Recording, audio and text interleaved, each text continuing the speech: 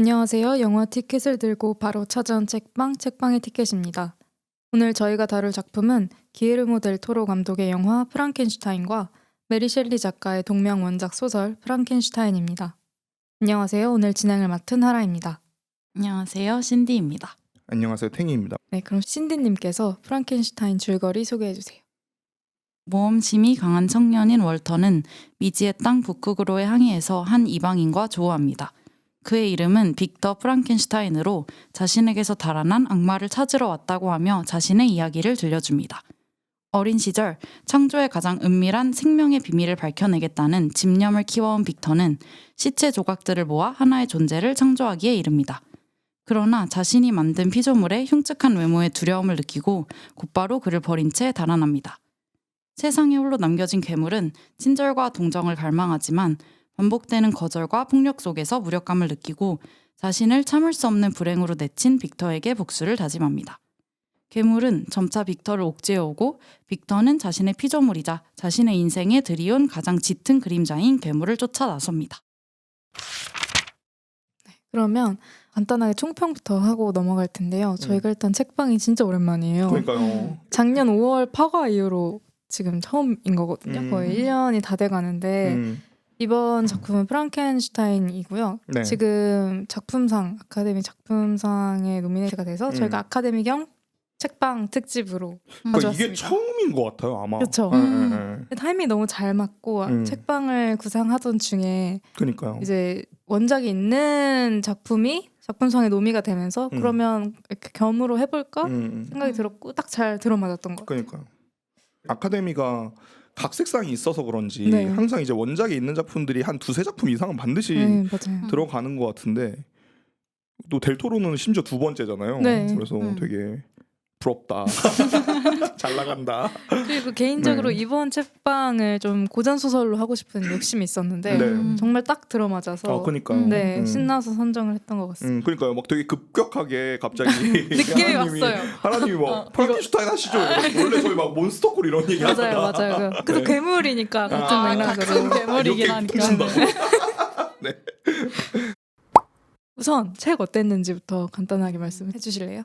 저는 그러니까 책을 예전에 한번 이제 학교에서 교양 수업을 들었는데 읽으라고 하셔가지고 교수님이 이제 읽었었어요. 좋은 교수님이네요. 그때 읽으면서 되게 재밌다 이렇게 생각을 했었고 처음에 읽었을 때부터 근데 그렇게 생각을 하고 이제 내용을 완전히 잊어버리고 있었어요. 잊어버리고 살다가 이번에 이제 책방으로 프랑켄슈타인을 한다고 해서 책을 이제 빌려서 다시 읽었는데 정말 제가 기억력이 진짜 없다는 걸 다시 느꼈고 너무 새로운 거예요. 분명히 한 번 읽었던 책이고 그때도 재밌다고 생각을 했는데 이번에 완전 그냥 순백의 내가 돼가지고 읽는데 너무너무 새롭고 너무너무 재밌었어요. 근데 다시 읽어도 읽으면서 사실 중간에 이미 한 번 읽었던 책이기 때문에 결말은 생각이 났어요. 근데 그래도 다시 읽는 재미가 있어서 이게 되게 오래된 책이잖아요. 그러니까 지금 거의 몇백 년이 200년이 된 책인데 아직 읽어도 재밌다는 게 일단은 좀 놀라웠고 맞아요.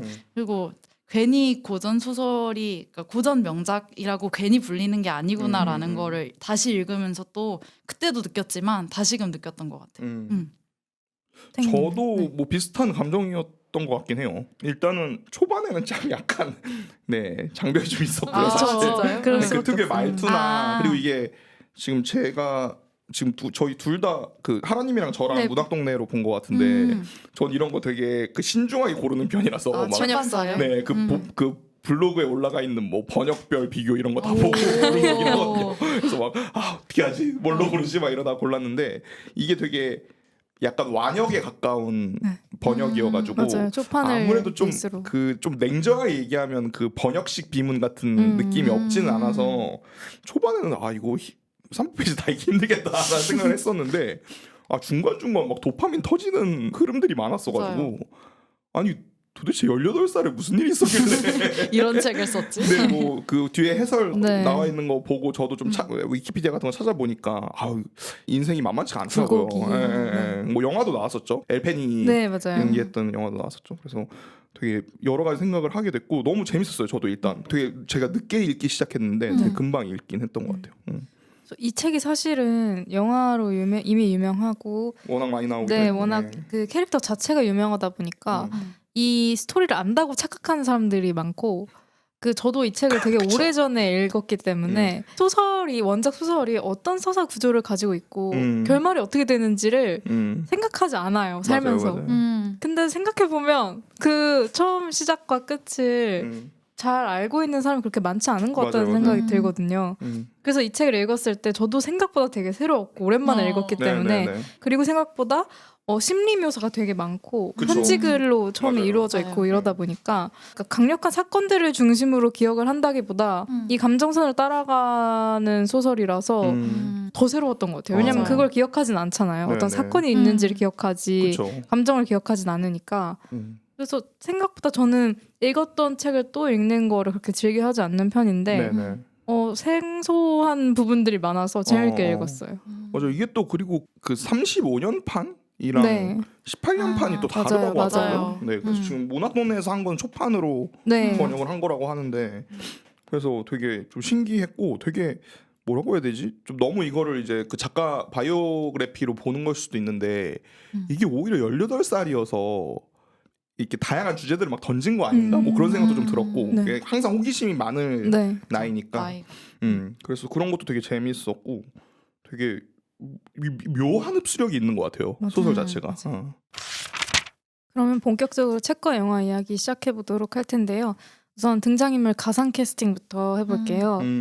빅터부터 갈까요? 빅터부터 바로 가. 네, 그럴까요? 태희님이 맡으신 빅터부터 해보겠습니다. 그러니까 사실 아까 하나님이 얘기하셨지만 이게 그 저 괴물이 프랑켄슈타인이잖아. 네. 얘도 오해가 제일 많잖아요. 맞아요. 왜냐면 이게 그 이름이 없는 이 소설에서도 이름이 없고 뭐 악마, 괴물 네. 뭐 계속 막 이렇게 부르니까 그래서 이제 빅터를 간단히 소개를 하면 의사인 것 같죠? 네. 의사죠. 그리고 의사고 근데 단순한 의사가 아니라 되게 연구적인 의사, 학구적인 의사로 나오고 그리고 되게 천재적으로 뭔가를 할 수 있는 그리고 되게 빨리 흡수하는 네.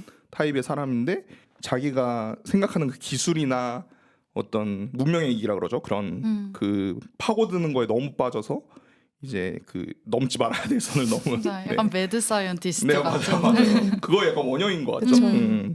그런 캐릭터고 그래서 저는 어차피 이게 영화가 많이 됐으니까 이제 서구권에서 영화가 많이 됐으니까 한국 배우로 고민을 많이 했는데 만약에 나이가 좀 있는 배우로 하면 전 조우진 배우를 하면 가상 캐스팅에 조우진 배우 너무 많이 하시는 네. 그냥 사심이 잔뜩 그냥 제가 들어갔나요? 좋아하는 배우죠. 네, 조우진 배우가 되게 그 두 얼굴을 되게 잘 표현한다고 생각하거든요. 저는.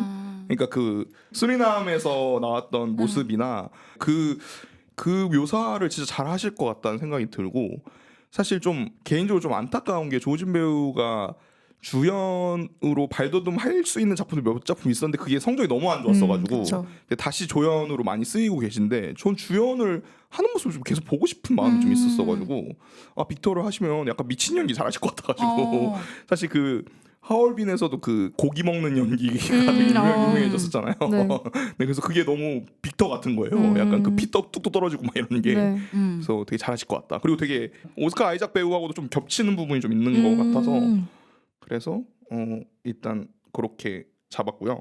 만약에 젊은 배우로 한다고 네. 하면 이것도 좀 뻔해지긴 하는데 박정민 배우를 네. 하면 너무 좋을 것 같다.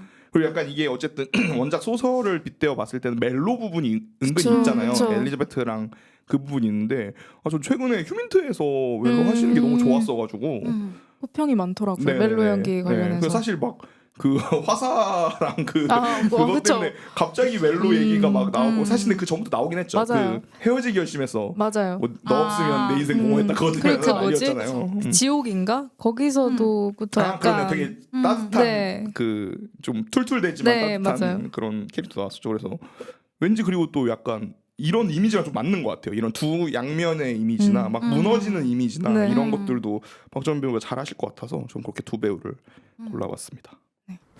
그러면 크리처를 괴물을 맡아주신 네, 제일 어려웠을 것 같은데. 크리처를 그러니까 저희가 사다리 타기를 했는데 제가 크리처가 나왔잖아요. 제발 굉장히- 크리처만 나오지 마. 싹싹 빌었는데 또 크리처가 돼가지고 열심히 고민을 해봤는데요.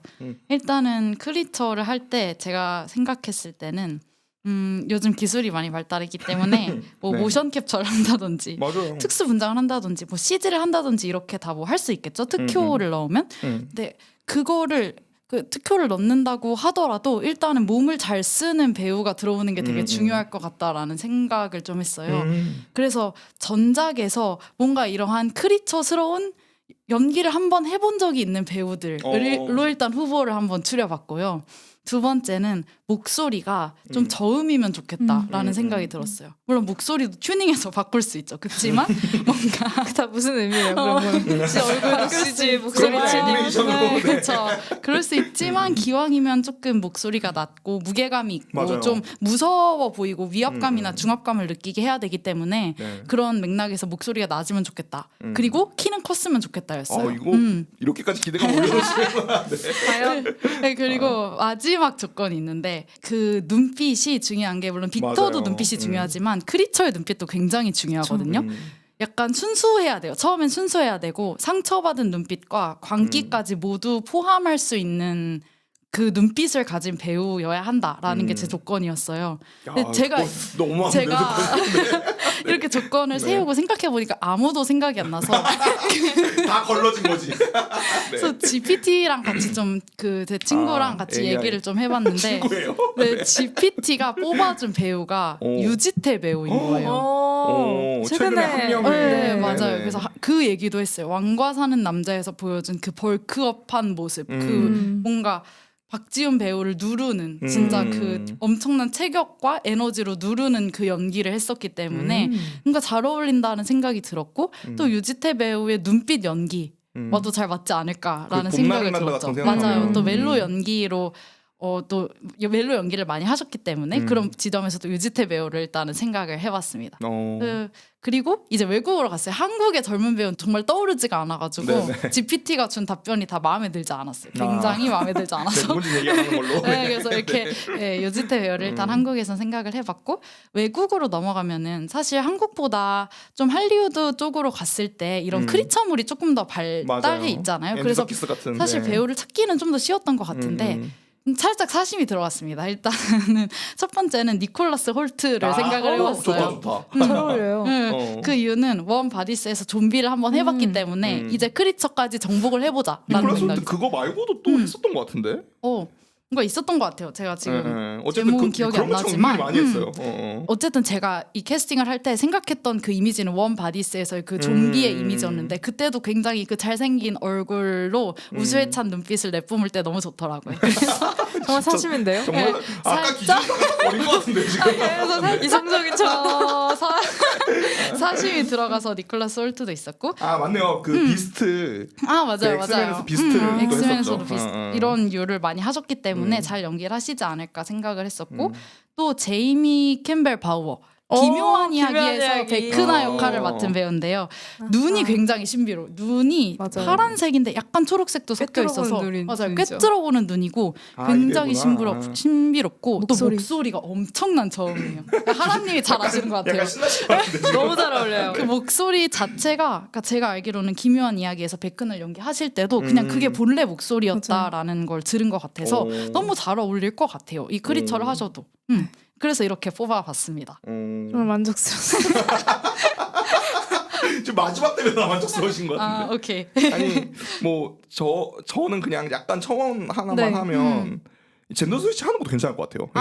그렇죠. 여자 젠더 생각 못 배우로 하는 해봤는데. 것도 괜찮을 것 같아서 저는 생각하면 한예리 배우나 음. 한예리 배우 워낙 몸을 그 무용을 맞아요. 하셔가지고 몸을 잘 잘하시고 아니면 천우희 배우 음. 같은 분이 하시면 사실 여자 배우가 이런 거 하는 게 진짜 흔치가 않잖아요. 그래서 만약에 뭐 정말 말도 안 되는 상상이지만 한국에서 리메이크 한다면 여자 배우로 하는 것도 괜찮지 않을까 뭐 그 생각도 했습니다. 부고니아도 젠더 스위치가 됐으니까 그쵸, 그쵸, 이것도 맞아요. 젠더 스위치를 할 수 있죠. 그 니들도 했으니까 네. 우리도 한다.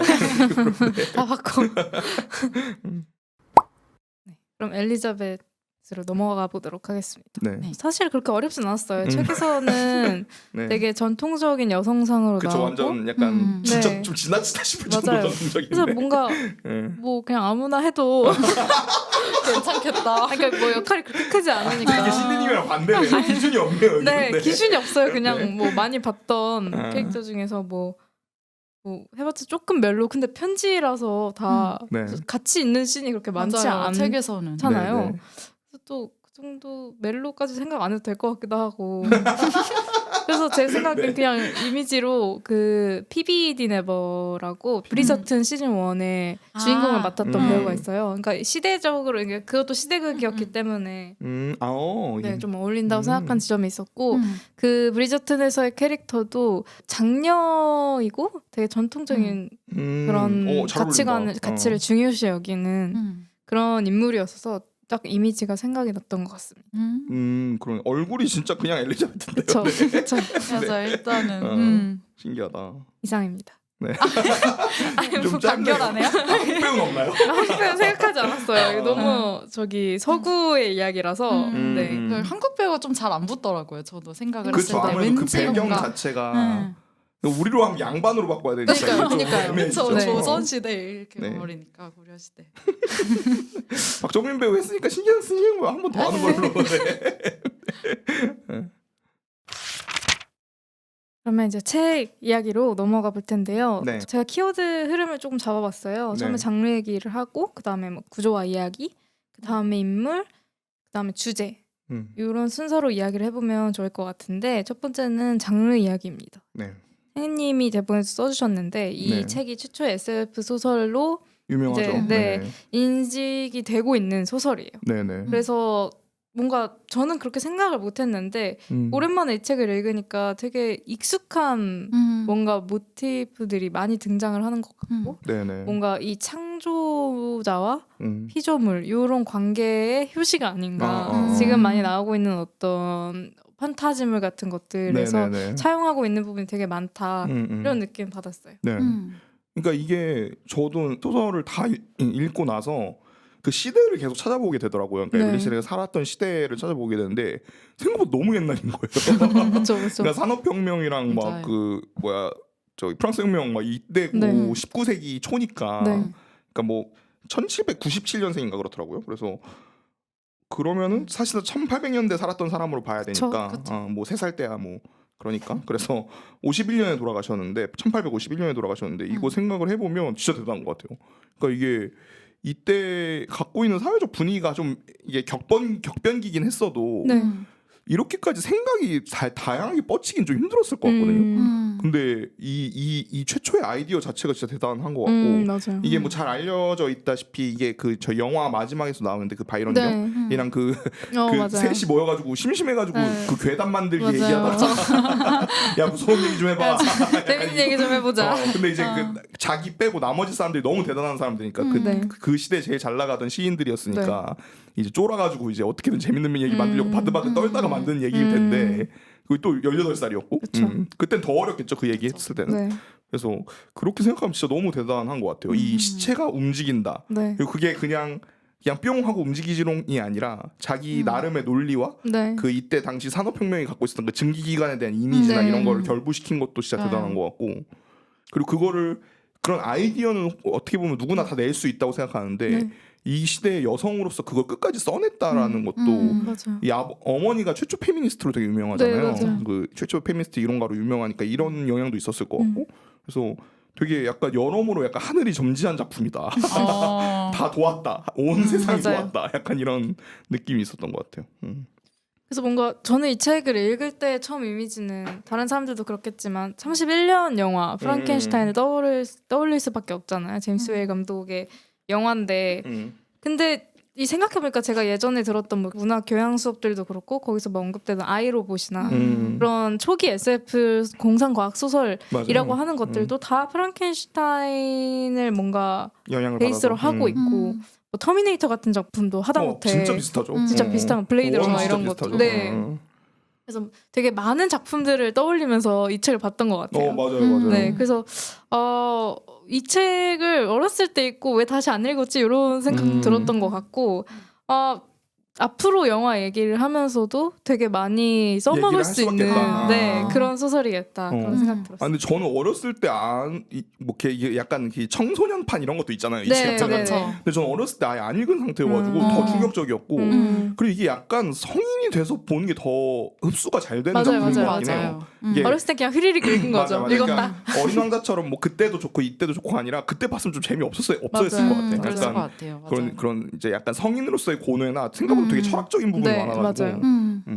그리고 뭔가 고딕 소설, 낭만주의 소설이라고 하니까 그런 이 당대의 사람들이 관심을 네. 가지고 있던 어떤 가치관, 사상에 대한 베이스가 좀 있어야 훨씬 더 재밌게 읽을 수 있는 소설이고 사실 낭만주의 같은 경우에는 그 고전주의의 합리와 질서에 대한 거부인 거잖아요. 네네네. 그리고 한참 인간의 이성에 대해서 생각하고 그렇죠. 산업이 발달하고 이럴 때에 문명이나 과학기술을 경계해야 된다는 생각이 시작되는 그런 시대였고 되게 초자연적이고 환상적인 그런 뭔가 상상력들이 많이 가미가 돼 있잖아요. 맞아요. 이 소설 안에. 맞아요. 근데 이 시기에 이 책뿐만 아니라 다른 책들도 그런 고민을 같이 많이 했던 것 같고 그러면서 동시에 고딕 소설이 가지고 있는 그 음침함이나 그 중세의 음침한 막 그쵸. 성을 배경으로 하는 그런 것들이나 되게 섬뜩하고 긴장감 넘치는 이야기들 이런 모든 요소를 다 갖추고 있는 되게 굉장한 장르 소설이다. 맞아. 네, 맞아. 그런 맞아요. 생각 들었어요. 그러니까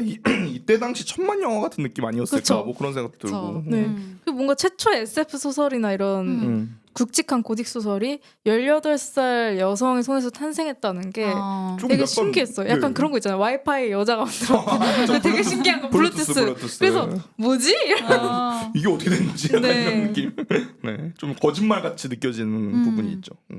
저도 읽으면서 느꼈던 게 굉장히 장르적인 소설이다라는 음. 생각이 많이 들었던 것 같고 또 아까 말씀해주신 것처럼 그런 어떤 요소에 있어서 후대의 수많은 창작자들에게 정말 영향을 끼친 작품인 것 같아요. 근데 그거 말고도 어떤 정신적인 부분에 있어서도 영향을 네네네. 줬다고 조금 맞아요, 생각을 맞아요. 하는데 그러니까 약간 메리 셀리가 SF의 대지주 뭐라 해야 될까요? 그러니까 어머니. 네, 어머니 같은 느낌인 것 같아요. 다시 읽었을 때 든 생각은 그 서문에서 나와 있던 구절인데 네. 제가 좀 인상적이어서 네. 적어놓은 게 있는데 아무리 생리학적으로 불가능한 일이라고 해도 상상력의 하나의 관점을 제시함으로써 기존 사건들의 평범한 관계에서 만들어지는 것보다 더 포괄적이면서 또 당당하게 인간적인 열정을 그려낼 수 있게 한다라는 내용이 나와 있었는데 이거는 지금까지 창작되는 SF뿐만 아니라 수많은 작품들한테 다 적용될 수 있는 이야기인 것 같아요. 전 되게 인상적이었던 게 그러니까 저희가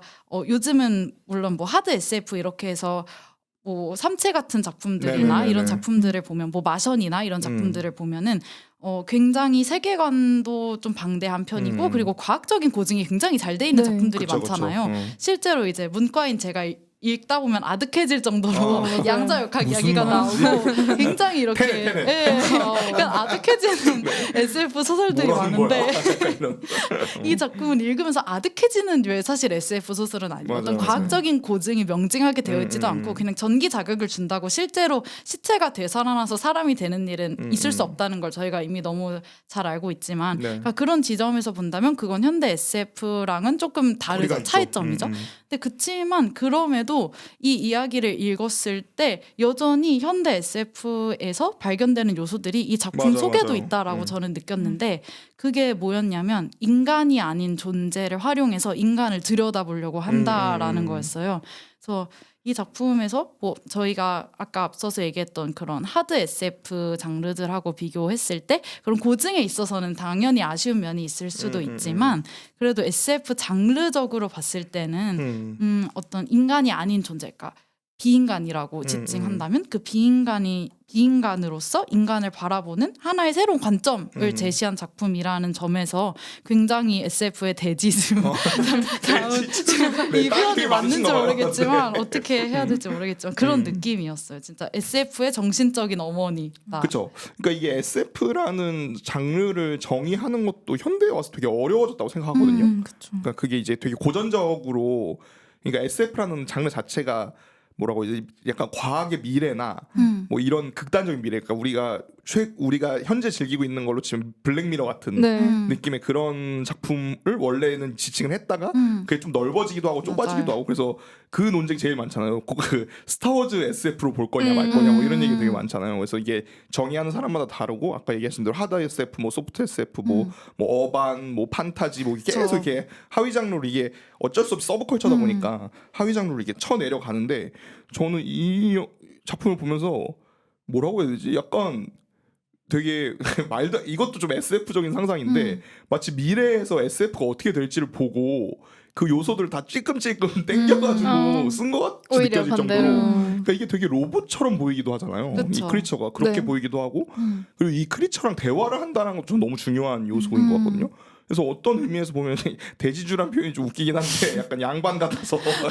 그러니까 그게 말이 맞는 이유가 뭐냐면 그거를 그러니까 지금 메리 셀리가 만들어낸 개념을 어떤 걸 강화하고 어떤 걸 줄이는 방식으로 발전했다는 느낌이 맞아요. 있는 거죠. 그러니까 네. 이 크리처가 이 상태에서 말을 줄이고 수를 늘리면 좀비가 되고 뭐 이걸 이제 기계로 바꾸면 터미네이터가 되고 뭐 이 복제 인간으로 바꾸면 블레이드 러너가 되고 뭐 네. 이런 식으로 그렇게 조절한 것 같은 느낌. 그리고 지금 제가 보기엔 신디님이 되게 핵심적인 얘기를 해주신 것 같은 게 난닝겐 그러니까 비인간에 대한 개념 자체가 진짜 대단한 것 같아요. 맞아요. 그러니까 이게 시대 흐름을 보면 네. 이게 되게 재밌다고 저도 이 소설 보면서 느낀 게 이게 오히려 르네상스 때는 그 전에 그 종교관이나 네. 그런 신비주의를 까기 바빠서 오히려 상상할 그 겨를이 없는 거죠. 그쵸. 야 지금은 인간이지. 그러니까 이러면서. 인간을 강조하기 바쁘니까. 맞아요. 그러니까 현실에 이런 걸 봐야 되고 그런데 그러다가 이제 그 종교 자체가 아예 물러나고 이제 원소라든지 뭐 이런 그 과학적인 것들이 밝혀지고 나서 보니까 이제 좀 상상할 여유가 생긴 거죠. 잉여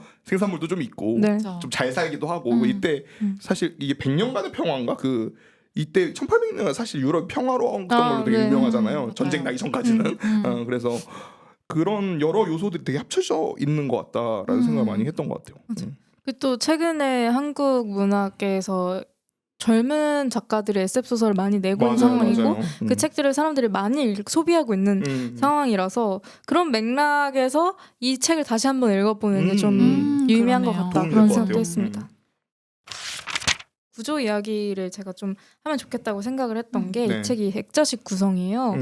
근데 그 처음에 시작은 이제 월턴 선장이 누나에게 쓴 편지 이 부분이 좀 읽기가 어려운 헷갈릴 수 장벽이 있죠. 있다고 하셨던 게 또 월턴 선장이 누군지 몰라요. 맞아요. 묘사도 안 해줘. 네, 그리고 이 프랑켄슈타인이라는 걸 생각했을 때 되게 주요한 인물이 아니기 때문에 저희가 생각하기에 책을 안 읽었다면 어떤 역할의 인물인지 전혀 파악이 안 된 상태에서 읽게 되고 그 다음에 이제 빅터 프랑켄슈타인의 이야기, 약간 자기 고백 성격의 이야기가 있게 되고 그렇죠. 그다음에 마지막에 크리처 이야기 그리고 마지막에 다시 월턴 선장의 편지로 돌아오게 되는데 이 흐름이 저는 사실 왔다 갔다 하는 걸 안 좋아한다고 제가 종이 달 때 말씀드렸어요. 관점이 왔다 갔다 하는 거를 정신없다. 좋아하지 않습니다. 어차피 모든 관점을 이해할 수는 없어요. 독자 입장에서. 근데 그걸 어떻게 해보겠다고 막 여러 사람의 관점에서 펼쳐놓는 거를 좀 무의미하다고 생각하는 편인데 네네. 그래도 이거 종이달보다는 덜하긴 해요. 그쵸.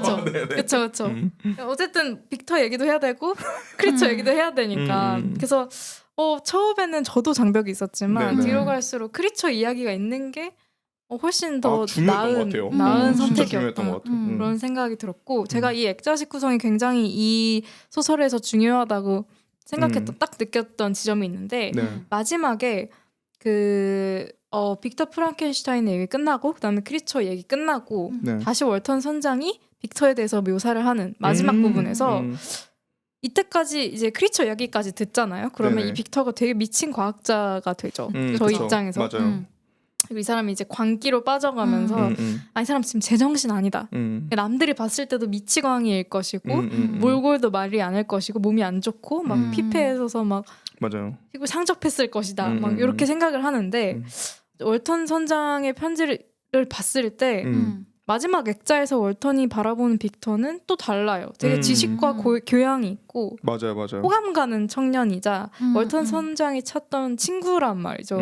저는 이 지점에서 액자식 구성을 한 이유를 알겠다. 그쵸.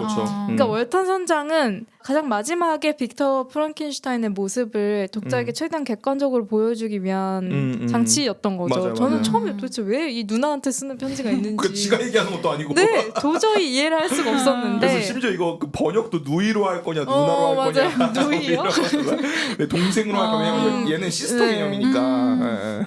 그래서 마지막에 다시 돌아왔을 때 가장 겉부분의 액자로 맞아요, 돌아왔을 맞아요, 때야 이 구성을 이해할 수 있게 되더라고요. 그래서 그런 경험이 전 좀 신기했어요. 그쵸. 되게 그렇게까지 뭐 프랑켄슈타인이나 크리처의 감정선에 그렇게까지 중요한 이야기는 아니지만 어쨌든 구조적으로 저는 좀 신기한 경험을 했던 것 같습니다. 맞아요. 이게 보편적인 구조가 절대 아니고 제 맞아요. 생각에도 그러니까 우리가 생각하는 액자식 구성은 사실 타이타닉 같은 게 편하죠. 그러니까 과거로 잠깐 들어갔다가 마지막에 나오면서 네. 이게 V자형처럼 되는 게 제일 흔한데 이거는 약간 이게 좀 농담으로 하면 괴물의 얘기를 프랑켄슈타인이 하는 얘기를 타이탄이 듣고 그걸 다시 월턴이 편지 다시 쓰는 누나한테 듣고 편지를 그러니까 이게 되게 헷갈리고 네, 이 주어가 계속 바뀌고 이런 게 되게 엄청 헷갈릴 수 있는데 네. 저도 이게 처음에는 왜 이렇게 편지는 왜 쓰는 거고 중간에 그냥 어차피 시점이 왔다 갔다 해도 되는데 그냥 괴물이 얘기하게 하면 되는데 그걸 굳이 등장시켜서 맞아요. 이제 또 다시 합치잖아요. 네, 다 같이. 등장시켜서 셋이 꼭 한번 맞아요, 얘기하잖아요. 그 얘기도 좀 길어요. 뭐 또 너무 어쩌고 길어. 저쩌고 뭐가 어떻다 무슨 괴물이 이렇게 말이 많아요. 내 심정이 어떻다부터 시작해서 뭐 그 내 심정이 어떻다는 것도 한 가지로 얘기 안 하잖아요. 한 맞아요. 30가지로 얘기하잖아요. 이랬다가 저랬다가. 맞아요. 그래서 왜 이렇게 했을까를 저도 생각을 해봤는데 그 되게 좀 아까 제가 농담했던 그 타임머신 얘기처럼 되게 현대적인 개념인 것 같아요. 그러니까 이 소설 자체를 메리 셸리가 체험하게 하고 싶었다는 게 엄청 느껴졌던 것 같거든요. 저는. 맞아요. 그러니까 그렇기 때문에 이거를 그 전지적 작가 네. 시점으로 가고 싶지 않았던 거죠. 그래서 반드시 관찰자가 있어야 네. 되고 그 관찰자의 독자가 이입하길 바랬던 것 네. 같고 그리고 이거는 좀 재밌게도 이건 그냥 뇌피셜인데 이게 같이 이야기하는 과정에서 괴담으로 나온 거기 때문에 이렇게 된 것 같기도 하거든요. 그러니까 왜 우리 전 그런 거 진짜 싫어하긴 하는데 모여서 무서운 얘기 할 때 뭐 누가 그랬대가 아니라 어떤 사람에 집중하게 하잖아요. 그러니까 한 사람에 집중하게 해서 그 사람이 자기인 것처럼 그래서 하고 놀랄 때 같이 놀라게 그렇게 1인칭으로 들어가게 한단 말이죠. 그러니까 그렇게 좀 하고 싶었던 것 같아요. 왜냐면 또 그걸 얘기하면서 또 그 의리의리한 사람들 또 놀래키고 싶어가지고 들어갔다 나왔다 인물에 하면서 그러니까 얼마나 이악 물고 또 썼겠어요. 뭐 그래서 그런 거 생각하면 너무 재밌기도 하고 이렇게 우연한 보드 게임 같은 놀이가 이런 소설이 됐다라고 생각을 해보면 그것도 되게 재밌는 것 같아요. 탱이님이 말씀하신 거는 진짜 생각을 못 해봤는데 생각해 보니까 괴담 이야기 할 때는 항상 내가 겪었던 일인데 이렇게 시작을 하거나 그래서 그러니까 꼭 맞아요. 이야기하는 사람이 마지막에 귀신 되잖아요. 맞아, 항상 주어가 나라는 게 되게 인상적이었던 것 같고 저도 읽으면서 좀 저는 신기했던 게 편지랑 사실상 거의 일기의 형식이잖아요. 이 작품이.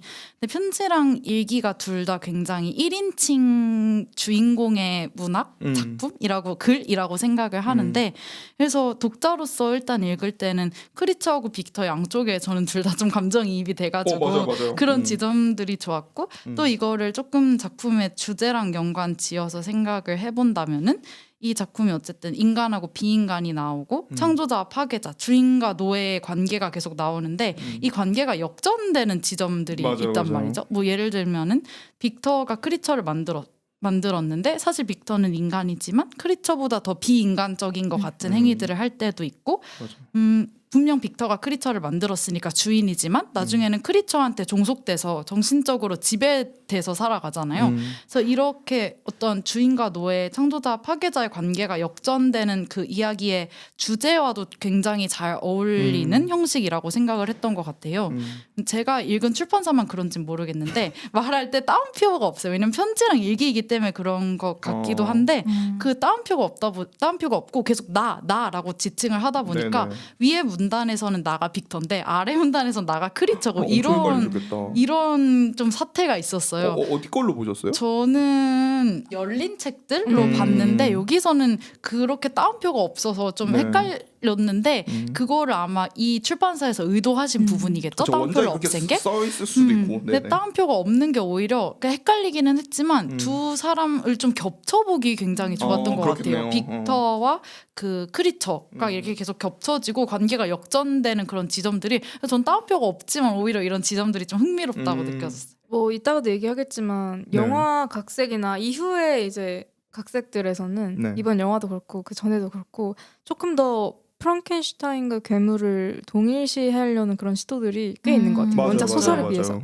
원작 소설이 그 연결고리가 가장 약한 것 같고 뒤로 갈수록 사람들이 그런 쪽의 해석을 더 선호하는 게 아닌가 이런 생각도 해봤습니다. 또 자연스럽게 그럼 인물 얘기로 넘어가면 될 것 같은데 사실 이 둘의 관계가 해석할 여지가 굉장히 많다고 그쵸. 생각이 들었어요. 진짜 가지수가 많죠. 네. 그렇죠. 이 괴물이라는 인물은 지금 네. 만들어지는 작품들에서 흔히 묘사되는 이제 괴물인데 외면은 추악하지만 내면은 따뜻한 네.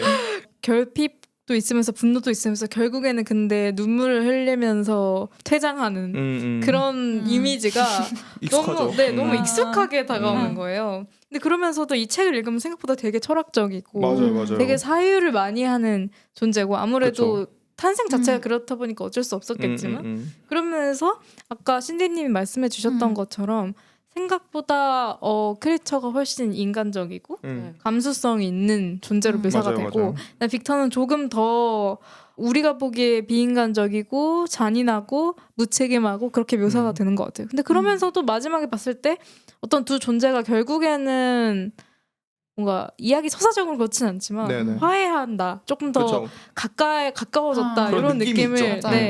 받게 돼서 그 두 관계를 뭐 연극, 뮤지컬, 뭐 다른 드라마나 영화로 각색하는 과정에서 점점 그 두 인물이 가까워지게 되는 거 아닌가 그런 그렇겠네요. 생각했습니다. 그만큼 또 매력적이어가지고 네. 맞아요. 약간 각색하기에는 그렇게 하는 게 맞아요. 아무래도 맞아요. 좀 더 편하지 재밌잖아요. 않을까. 그러니까 이 소설이 그 부분에서 약간 열려 있잖아요. 맞아요. 그래서 맞아요. 오히려 더 사람들의 약간 상상력을 자극한 부분도 있는 것 같아요. 맞아요. 그래서 뭐 이 괴물이 뭐 여러 그게 있지만 저는 이 뭐라고 해야 될까요? 대화한다라는 게 진짜 중요하다고 많이 느껴졌던 것 같거든요. 그러니까 사실 이 부분은 사실 현대에 나오는 어떤 크리처나 그런 호러, 그러니까 SF로 확장하지 않고 호러로 좀 제한했을 때는 오히려 이 부분은 약간 잃어버린 부분인 것 같기도 해요. 약간 로스트 테크놀로지 같은. 네, 그러니까 오히려 이때는 이걸 말로 풀어야 되는 소설이다 보니까 더 그렇게 했던 걸 수도 있고 지금 이제 이미지가 더 강하니까 그런 걸 수도 있는데 이 둘의 대화가 전 진짜 너무 재밌었거든요. 그러니까 이 입장이 너무 다르잖아요. 그리고 인간이 나튜먼 인간이 아니어가지고 오는 그런 감정들이 있고, 그러니까 마치 우리 그러니까 이것도 영향을 받았다고 당연히 얘기할 수밖에 없지만 가여운 것들에서 묘사를 했던 것처럼 몸은 성인이나 이런 것처럼 크고 힘도 심지어 센데 이제 아이의 상태, 그러니까 처음 태어난 상태일 수밖에 없는 그 괴리감에서 오는 이 사람이 나를 만든 사람이기도 하고 내가 원망해야 되는 사람이기도 하고 이런 그 복잡한 관계성 같은 게 이 소설에서 되게 이 소설이 생각보다 그 둘의 대화씬이 그렇게 많지는 않잖아요. 마주치는 네, 그 장면이 많지는 않죠. 많지는 그쵸. 않은데 그 부분들마다 약간 재밌었던 것 같아요. 네. 그 둘이 대화할 때마다. 그래서 되게 재밌는 거는 영화에는 그렇게 묘사되지 않지만 책에서는 노예라고 부르잖아요. 네네. 그러니까 자기 반려자를 만들어 달라고 이제 크리처가 빅터한테 요구를 할 때 내가 주인이고 너가 노예다라고 그 묘사하는 그 관계도 되게 재밌었던 것 그쵸. 같고 그러면서 또 저는 가장 흥미로운 지점은 빅터는 온전한 인간이지만 인간 존재에 대한 회의를 가지고 있어요. 그래서 어떤 문장이 있었냐면 어째서 인간은 짐승보다 훨씬 우월한 감수성을 지녔다고 자랑하는 것일까? 그로 인해 훨씬 더 유약하고 의존적인 존재가 될 뿐인데 라고 하는 그 빅터의 대사가 있는데 이 부분에서 되게 인간인데 욕망에서 자유롭지 못하다 뭐 이런 생각을 하는 것 같고 그런 고뇌를 항상 가지고 있는 것 같았어요. 근데 반면 이 크리처는 항상 인간이 되기를 욕망하잖아요. 그쵸. 그 인간이 가지고 있는 그 이성과 지성과 감성과 그런 것들을 너무나도 자기도 갖고 싶어하고 그거를 다른 인간 존재와 공유하고 싶어하죠. 그런 부분이 서로 각자의 결핍을 맞아요. 그냥 영원히 욕망하게 되는 그런 관계가 그러네요. 되게 신기해서 그래서 빅터와 이 괴물이 서로 거울 보는 것처럼 이렇게 마주보고 맞아요. 서로 가지지 못한 것을만 그렇게 음. 뭔가 탐하는 게 아닐까 그런 음. 생각이 들었을 때 왜냐하면 빅터도 괴물이 만들어지고 나서는 무섭다고 피하고 네. 혐오하고 하지만 음. 만들어지기까지의 과정에서는 사실 뭔가 인간보다 더 강한 존재 그쵸. 거의 영생을 사는 맞아요. 존재 음. 뭔가 초월하는 존재를 자기가 만들고 만들어내기를 싶은, 네 그런 욕구에서 시작을 한 거기 때문에 음. 서로 가장 크리티컬하게 가지지 못하고 있는 것들에 음. 대해서 서로 욕망하는 그런 관계가 음. 흥미로운 것 같습니다. 음. 그러면 조금 더 본격적으로 주제 이야기를 해볼 텐데요. 이제요? 네. 신디님께서 이 이야기를 아. 신화적인 이야기라고 명명을 해주셨어요. 음. 어떤 뜻이었나요? 그러니까 저는 일단 그냥 읽었을 때 제가 받은 느낌이 네. 되게 신화 같은데 이게 그냥 제가 받은 그러네요. 직관적인 그렇게 느낌이어서 생각하니까. 네, 신화적인 이야기라고 붙었는데 일단 그 신화적인 것 같아라는 느낌이 들고 나서 내가 왜 이게 신화적이라고 느꼈지? 그걸 약간 되짚어 봤어요. 근데 첫 번째는 금기 모티프가 있어서 그런 것 같아요. 그러니까 신화 속 인물들은 항상 금지된 것을 욕망하잖아요. 아, 이건 그 신화 책 같아요. 나는 소망한다 내게. 맞아요. 근데 진짜 금지된 걸 욕망하고 이거는 사실 신화뿐만은 아닌 것 같은데 저희가 좀 쉽게 생각해 보면 전설이나 민담 같은 데서도 그쵸. 뒤돌아보지 말라 하는데 뒤돌아봐서 바위 되고 이런 얘기를 많잖아요. 싫어. 전 그만해라, 읽을 좀. 때마다 너무 답답하거든요. 그냥 가면 되지. 네. 그래서 어쨌든 이 안에서도 금기는 있다고 생각을 했는데 맞아요. 그게 이제 생명을 창조하는 것. 인간은 네. 신이 아닌데 생명을 창조하는 게 이 소설 속에서의 금기라고 생각을 했어요. 금기 이 때문에 실제로 빅터가 자기가 괴물을 만들어 놓고 막 두려움에 떨잖아요. 자기가 죄책감을 느끼기도 하고 자기가 했으면 안 되는 일을 했다라는 데서 내면적 죄책감을 엄청 느끼잖아요. 이런 지점에서 분명히 설정되어 있는 어떤 금기가 있는데 그 금지된 것을 욕망하는 인간이 있고 그 인간이 끝내는 숙명적으로 어떤 파멸과 파괴의 결말을 맞는다라는 점에서 저는 굉장히 신화 같은 이야기라고 생각을 했어요. 그러네요. 그러니까 그 상벌이 상벌이 맞아요. 되게 분명하네요. 맞아요. 그런 지점에서 그러니까 이 소설을 저희가 다 읽었을 때 갖는 생각이 나도 빅터처럼 크리처를 만들어야겠다라는 생각을 갖게 되지 않잖아요. 너무 궁금하다. 되게 교훈적이기도 어떤 맞아요. 이런 의미에서. 생각을 절대 갖게 되는 게 아니라 나는 절대 생명 창조의 원리에 대해 궁금해하지 말고 저거는 내 영역이 아니라 신의 신의 영역이다라는 권능에 도전하지 생각을 갖게 않겠어. 되잖아요. 이런 의미에서 되게 고전적이네요. 그런 지점에서 고전적이기도 네. 하고 또 굉장히 신화 같은 이야기라는 생각을 저는 여기서 좀 들었던 것 그러네요. 같아요. 근데 제가 굉장히 재밌었던 거는 신화적인 이야기이면서 그럼 금기를 도대체 왜 사람들이 욕망하지? 금기나 조금 더 넓혀서 생각하면 미지의 것을 네. 동경하는 그 마음을 굉장히 잘 표현을 한 작품이라는 생각이 들었는데 사실 처음부터 나는 신성 모독하겠어 이렇게 생각을 하고 빅터가 이 행동을 한 게 아니잖아요. 그러니까 처음은 그냥 정말 순수한 학문적인 열정이었고 탐구였고 위지에 대한 동경 이런 굉장히 순수한 목적에서 시작을 한 것인데 그게 끝내 금기를 건드리는 행위가 됐고 또 마지막엔 이 인물이 결국은 주변 사람들도 다 죽고 자기도 죽었으니까 파멸하는 결말로 끝났잖아요. 이런 지점에서 좀 당대의 어떤 사회적인 배경이랑 결합돼서 이런 작품이 나오지 않았을까라는 생각이 들었어요. 과학이랑 막 산업혁명으로 막 많이 발전하고 있는 네. 시대인데 이 시대에 우리가 이런 학문적 열정을 갖고 탐구를 하고 미지의 것을 동경하고 하는 것은 다 좋지만 네. 이거를 할 때 조금 우리의 이 행동이 어떤 결과를 초래하게 될지까지 생각을 해야 되지 않을까라는 어떤 경고하고 싶은 마음, 좀 경계하고 싶은 마음이 들어있다는 생각이 들어서 굉장히 신화적인데 또 신화적인 동시에 어떤 근대인의 의식이 들어있는 작품이지 맞아요. 않나 이런 생각이 들어서 되게 재밌었습니다. 읽으면서. 그래서 저는 이 책을 사실 현대판 프로메테우스다 뭐 이런 얘기 많이 그 하잖아요. 요즘 얘기 또 많이 하더라고요. 네, 이런 얘기 많이 하고 워낙 지금 뭐 과학 기술이다 뭐 그런 얘기들이 많고 네. 특히 인공지능에 대한 이야기가 많아서 맞아요. 그런 것 같은데 저는 오히려 이 책을 읽으면서 좀 헷갈렸던 것 같아요. 과연 메리 셸리가 생각을 했을 때 빅터는 프로메테우스인가? 아니면 금기에 굴복하지 않고 어떤 창조적인 정신을 실천한 인간, 초월적 인간인가? 그러니까 어떤 태도를 가지고 이 책을 썼는지 저는 오히려 지금 다시 헷갈리네요. 읽었을 때 모호한 부분이 있다, 애매한 부분이 있다라고 생각이 들었고 사실은 이 책을 설명할 때 가장 간단하게 말하면 비윤리적 행위를 어떤 욕망하고 그게 바로 금기라고 말씀해 주신 것 같은데 그런 괴짜의 파멸이라고 얘기할 수도 있고 또 조금 더 현대적으로 설명을 하면 과학 실험의 어떤 윤리 규범을 어긴 오만한 과학자다 이렇게 얘기를 할 수도 있을 텐데 그게 뭐 어떤 의도였는지 명확하게 저희가 알 수는 없지만 네네. 이런 구절이 있더라고요. 빅터가 하는 얘기인데 네. 미완의 작업에 매달리던 시절 내 백일몽을 회상하면 지금도 격정이 치밀어 오릅니다. 나 자신의 권능 자체를 만끽하기도 하고 권능의 효과를 생각하며 불타오르기도 하며 생각 속에서 천국을 걸었습니다. 라는 말이 있는데 말씀해주신 신화적 이야기라는 게 이런 측면이었던 것 같아요. 빅터는 자기가 어떤 생명, 신의 권능이라고 생각했던 영역을 자기가 손을 쥐고 주무를 수 있다는 그 행복감에 빠져서 결과를 생각하지 않고 뭔가 괴물을 창조했다는 점에서는 긍정적인 인물로 묘사되긴 힘들다. 맞아요. 그래서 결국엔 저는 그쪽으로 조금 더 결론을 내리기는 했는데 맞아, 그렇게 저도 읽긴 했어요. 네, 근데 또 보면 그럼에도 불구하고 그런 것을 끊임없이 호기심을 갖고 도전하고 하는 존재가 인간이 아닌가라는 생각도 들어서 또 마냥 미워하기에는 그쵸, 좀 애매하죠. 네, 어쩔 도리가 없는 인간이어서 그런 게 아닐까. 너무 오히려 너무 자연스럽죠. 너무 인간다운 맞아요. 행동 아니었을까 그런 생각도 좀 들었던 것 같아요. 맞아요. 그러니까 저는 이 작품에 지금 하라님이랑 신님 얘기하신 걸로 봤을 때 어떤 주제적인 측면에서 보면 네. 그 뒤는 생각 안 하니 얘들아? 약간 이런 느낌이었던 것 같거든요. 네, 적절하네요. 무슨 생각으로?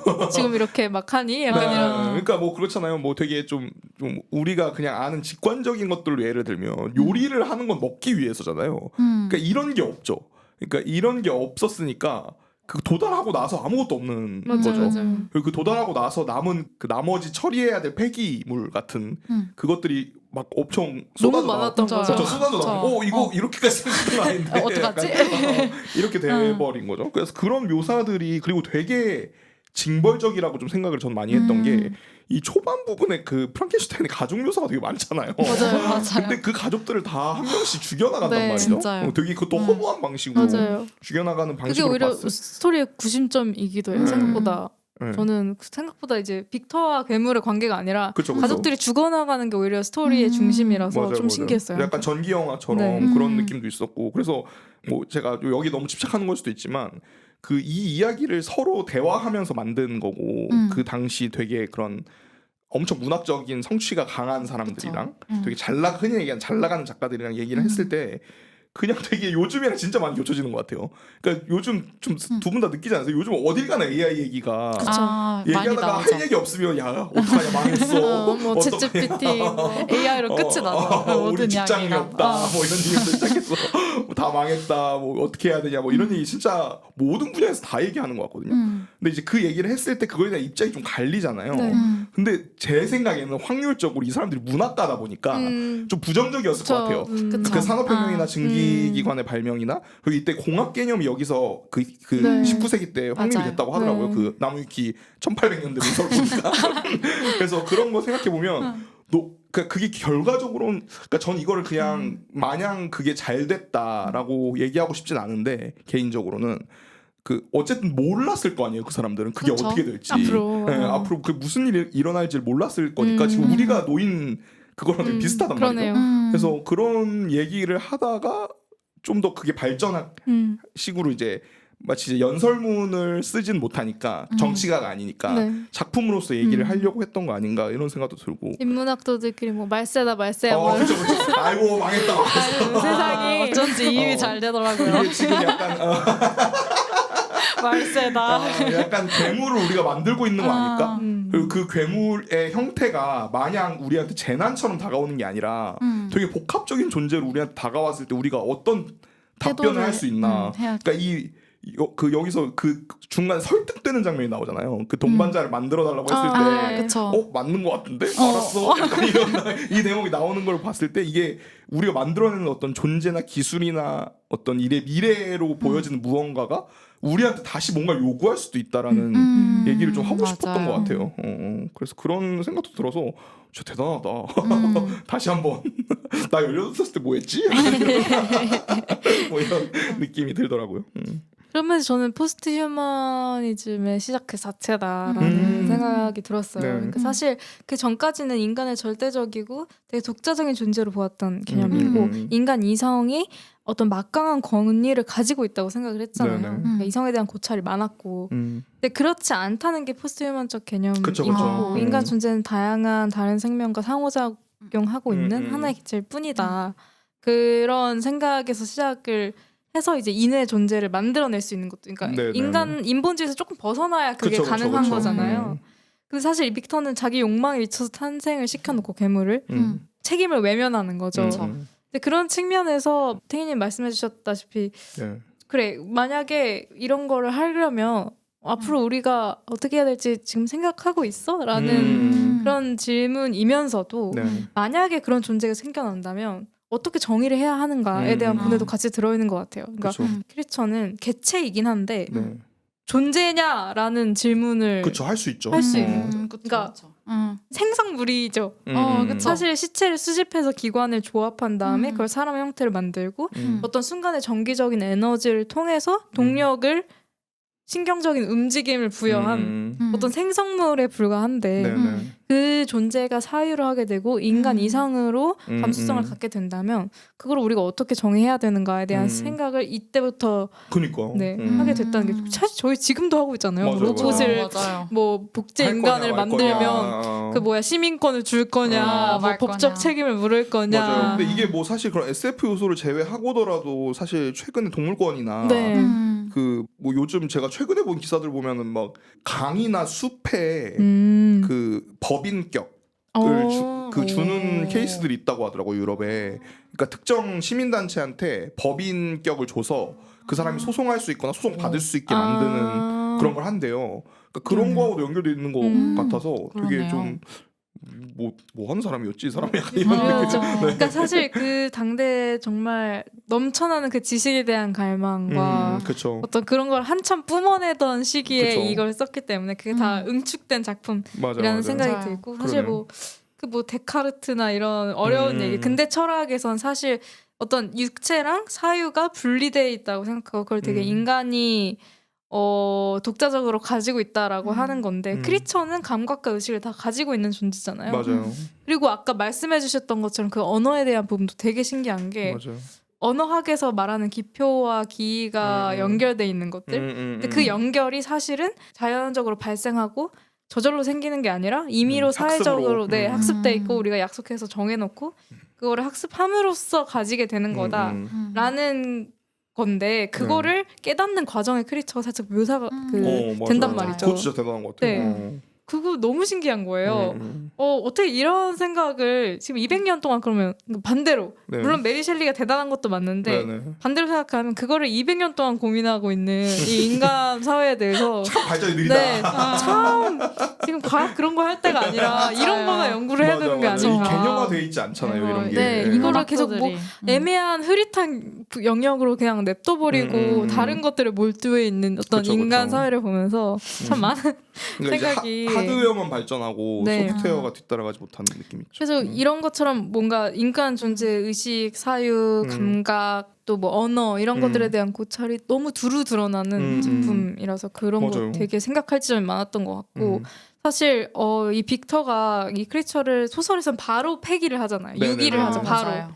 책에서 묘사하기로는 너무 바로니까 보자마자 외양이 너무 끔찍하고 소름 끼쳐서 그렇게 도망을 쳤다라고 하지만 사실 보면 조금 더 근본적인 공포였을 것 같아요. 그러니까 뭐냐면 자기가 만든 괴물이 인간 못지않은 사고 능력과 언어 능력을 갖추어 있다는 그런 사실. 그래서 사실 그건 그 존재를 보자마자 약간 느낄 수 있다고 생각이 그쵸, 들었어요. 그쵸. 막 대화를 깊게 나누지 않더라도. 그러니까 되게 초월적인 존재인데 인간 이상이다. 특히 반려자를 만들어 달라고 했을 때 그들이 미래를 만들어 간다는 생각이 공포 그 자체였을 것이고 지금 생각하잖아요. 막 로봇이 세상을 지배하면 어떡하냐 약간 이런 거 걱정하잖아요. 제가 그러니까 걱정합니다. 그런 아주 근원적인 공포, 인간 존재로서 느끼는 위협 같은 것들 때문에 별인 게 아니냐 뭐 그런 생각이 들어서 단순히 비인간 존재의 어떤 생성과 배척이 윤리적으로 옳고 그르냐의 문제를 떠나서 지금 우리가 갖고 있는 그런 위협, 공포심 같은 거를 너무 잘 묘사했다. 빅터라는 캐릭터를 통해 그렇게 생각했습니다. 그러니까 이게 이 소설이 담고 있는 개념에 의도했는지 안 했는지 모르겠죠. 너무 넓어서 네. 맞아요. 이거를 인간다움이라고 얘기하는 것도 좀 맞아요. 작게 보는 것 같거든요. 그러니까 이게 어떤 우리 제가 아까 얘기하신 존재, 그러니까 우리가 상호 소통할 수 있는 존재에 대한 얘기 같기도 해가지고 맞아요. 저는 이게 너무 신기했던 게 그 아까 얘기한 구조 얘기하고도 연결되는데 네. 빅터를 그 동반자를 만들어 달라고 찾아왔을 때 빅터가 이야기를 하잖아요. 네, 맞아요. 그러니까 이 부분이 저 너무 맞아요. 중요한 것 같거든요. 그러니까 이게 굉장히 인간다운 거죠. 네. 그러니까 그쵸. 인간은 태어났을 때부터 서사를 만들고 동굴벽화에서도 우리가 어떻게 사냥했는지 그려놨으니까 네, 언어가 없을 때도 선사시대 때도 그러니까 그 행위가 너무 저는 핵심이었던 것 같거든요. 자기가 과거에 했던 행동을 기억하고 그거를 자기의 경험이나 지금 자기가 갖고 있는 철학에 맞춰서 그 논리를 전개하면서 이야기를 만든다는 네. 거가 그 음유시인이잖아요. 그렇죠. 바드예요, 바드. 그래서 그러니까 이거를 한다는 것 자체가 엄청 인간적인 거잖아요. 그쵸. 그러니까 여기서 그래서 그 뭐야 그 빅터가 설득되잖아. 맞는 것 같아. 알았어. 약간 이렇게 되잖아요. 오케이 딜. 약간 이렇게 돼버리잖아요. 그래서 이런 부분들도 굉장히 통찰이 좋은 것 같아요. 그러니까 단순히 아까 얘기했을 기표기 같은 언어를 배우는 거를 떠나 더 넘어서 이야기를 만들어낸다는 게 인간다움 중에 하나다. 네. 뭐 이런 얘기를 좀 전달하고 있는 것 같기도 해서 굉장히 이런 건 좀 현대적이기도 하죠. 네, 그쵸. 그래서 그런 부분이 되게 약간 진짜 무슨 로봇 그 약간 E.T.나 월이나 이런 작품처럼 로봇이 인간다운 뭐 어떤 네. 행동을 하는 이런 작품의 모티프가 된 것 같기도 맞아요. 하더라고요. 또 한편으로는 처음에는 이 인의 존재를 만들었다는 것 자체가 창조했다는 것 자체가 인간 중심주의에 대한 도전인가 싶었어요. 그렇게 볼 수도 있네요. 근데 결국에는 인간성에 대한 욕구를 그리잖아요. 그쵸, 그러니까 크리처도 크리처의 그렇고, 네. 고독과 어떤 인간적인 행복에 대한 추구, 이 사회에 통합돼서 함께 사람들과 살아가고 싶다는 그 가장 큰 욕망이 사실 현 시점의 포스트 휴머니즘 담론까지 미치는 작품은 아니구나 이런 생각도 또 한편으로 들었던 것 같아요. 그러니까 이따가도 그러네요. 얘기하겠지만 영화에선 그런 부분의 한계점을 훨씬 보완을 한 것 같고요. 맞아요. 현대적인 시각에 맞게 결국에는 인의 존재를 통해서 그 신디님 맨 처음에 말씀해주셨던 것처럼 인간성에 대해서 이야기를 하고 있고 인간이 가지고 있는 특별한 것, 좋은 것에 대해서 긍정하고 있구나. 맞아요. 이런 생각이 들어서 그러니까 그걸로 돌아가자는 얘기지. 네, 맞아요. 뭐 그걸 그러네요. 넘어서자는 얘기는 아닌 것 그래서 같긴 해요. 결국에는 인간의 문제점을 고발하는 듯 보인다. 맞아요. 처음에는 그러니까 그건 또 아니다. 결국 크리처도 인간이다. 약간 네, 이런 느낌이죠. 네, 맞아요. 그러네요. 그러니까 되게 복합적이에요, 진짜. 그러네요. 또 제가 신기했던 거는 크리처가 아름다움과 추함을 네. 학습하지 않았잖아요, 사실. 맞아요, 이건 되게 맞아요. 사회적인 관념이라고 생각이 그쵸. 드는데 미학이죠. 네. 근데 점점 사실 뭐 공존하진 않았지만 사람들과 사람들을 관찰함으로써 본인을 되게 추한 존재로 인식하게 된다는 것도 자아상을. 네. 그러니까 그 부분이 아주 많이 묘사되진 않았지만 약간 처음부터 되게 잔압 상태로 가잖아요. 그래서 제가 정확히 어느 시점에 자기가 그렇게 추한 존재이다라고 인식을 했는지는 제가 파악을 못했는데 어떻게 자기가 추하다고 생각하게 됐지? 그런 궁금증도 있었고 또 한편으로는 인간적인 육체 아름답다라고 생각하는 몸을 통해서 어떤 사람들은 공동체적 유대감과 결속감을 가지고 있는데 그걸 가지지 못한 존재, 그러니까 타자로서의 그쵸. 어떤 추한 존재로서의 자아가 굉장히 배타적인 거구나 그런 생각도 들어서 미의 의식과 관련해서 되게 생각할 부분이 많다고 생각이 들었고 그러네요. 그러니까 단순히 우리가 생각했을 때 미적으로 그러니까 아름답다 아름답지 않다가 아니라 공동체적인 외모와 동일하지 않은 그런 타자는 다 추하고 끔찍한 괴물이다라고 인식되는 그게 무섭기도 하다. 왜냐하면 사실 영화 속에서 묘사되는 거나 아니면 다른 뭐 31년 영화도 그렇고요. 네. 또 괴물같이 생기긴 했는데 또 막 인간의 형체가 아니다라고 하긴 전 되게 그쵸, 애매해요. 팔다리 다 왜냐면 있고. 인간의 네. 시체에서 만들어졌잖아요. 맞아요. 그러니까 좀 이상하게 생긴 인간이다라고도 충분히 할 수 있을 것 맞아요. 같은데 맞아요. 그 부분이 있죠, 분명히. 네. 근데 소설에서는 막 보자마자 도망친다, 소리를 지르고 그쵸. 총을 쏜다 이렇게 돼 있잖아요. 그래서 조금만 달라도 그러니까 결국 인간이랑 닮게 만들기 위해서 이제 빅터는 노력을 했는데 기본적으로 팔다리 있고 머리 달렸는데 인간이 아니라고 인식을 바로 하게 되는구나. 이 지점도 조금 신기했어요. 맞아요. 조금만 달라도 타자로 인식을 하게 될까? 맞아요. 이런 맞아요. 궁금증 생겼던 것 같아요. 맞아요. 그 미형에 대한 그런 얘기를 이 소설에서 다루고 있다는 것도 저도 되게 재밌었던 것 같아요. 네. 그러니까 이게 결국 이 배척의 경험 같은 걸로 그걸 인식하게 되잖아요. 네. 자기가 맞아요. 왜 다르고 그게 배척당한다는 걸 인식한다라는 게 굉장히 이 시대에 치고는 엄청 진보적인 생각이기도 한 것 맞아요. 같고 이게 약간 인종으로 보이기도 하고 그쵸. 장애나 성소수자로 보이기도 그 하잖아요. 맥락으로 읽는 것도 최근 들어 되게 많죠. 맞아요. 충분히 그럴 수 있는 네. 것 같아요. 그래서 그 부분도 진짜 저도 엄청 생각할 거리가 많아지긴 하더라고요. 되게 이게 뻔한 묘사인데 지금 네. 와서 생각해 네, 보면 워낙 많이 했으니까 우리가 그동안 그쵸. 뭐 늑대 인간부터 시작해서 뭐 많죠. 뱀파이어 뭐 이런 거 워낙 많이 했으니까 아, 근데 이거를 이때 생각을 했구나. 약간 그런 생각 저도 들더라고요. 그래서 시각장애인인 노인을 등장하는 게 너무 중요했고 그쵸 그러네요. 맞아요. 눈을 이제 시야를 차단하는 네. 그리고 우리- 중간에 또 어떤 장면이 있냐면 빅터랑 얘기를 하면서 빅터의 눈을 이렇게 가려주는 장면이 있거든요. 그쵸. 얘기를 할 때 설득을 시키려고 할 때 빅터의 눈을 가리고 자기 내 모습을 보지 않고 내 이야기를 한 번이라도 들어라 이런 식으로 한 장면이 있는데 전 그 장면이 되게 와닿았어요.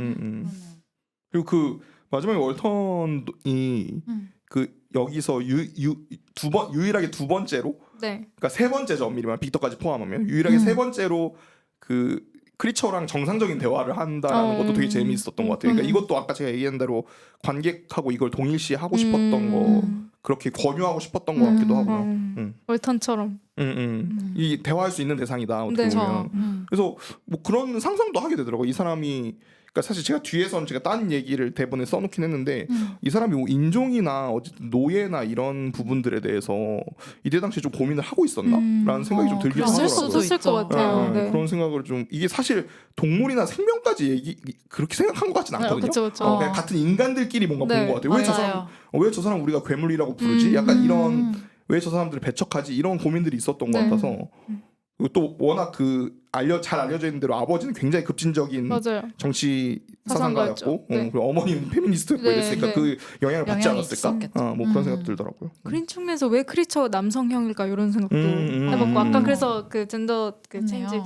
말씀하신 것도 네 그런 측면에서 좀 신기했던 것 같아요. 저 진짜 그 좀 버거울 정도로 콘텍스트가 많은 맞아요. 맥락이 소설이에요. 되게 많은 소설이고. 배불러. 약간 이런 느낌. 그래서 그 얘기 나온 김에 메리 셸리의 삶에 대해서 이 문학 동네 뒤에 나와 있죠. 네, 네네. 같은 경우에는 뒤에 해설에 나와 있는 부분인데 부모님이 일단 그랬는데 어머니가 일찍 돌아가시고 계모가 있었어요. 근데 계모가 아버지와의 관계를 질투를 해서 어떤 가족 간의 관계 그리고 교육의 측면에서 되게 어려움을 겪었대요. 그래서 어린 나이에 사랑에 돕기도 하고 또 아까 그 과정에서 아까 이 책을 쓰게 된 계기인 그런 다양한 지식인들과의 교류도 있었고 또 5 자녀 중에서 4이 일찍 사망하고 남편이 익사하고 이런 삶이었기 때문에 사실 그렇기 때문에 이 해설에서는 네.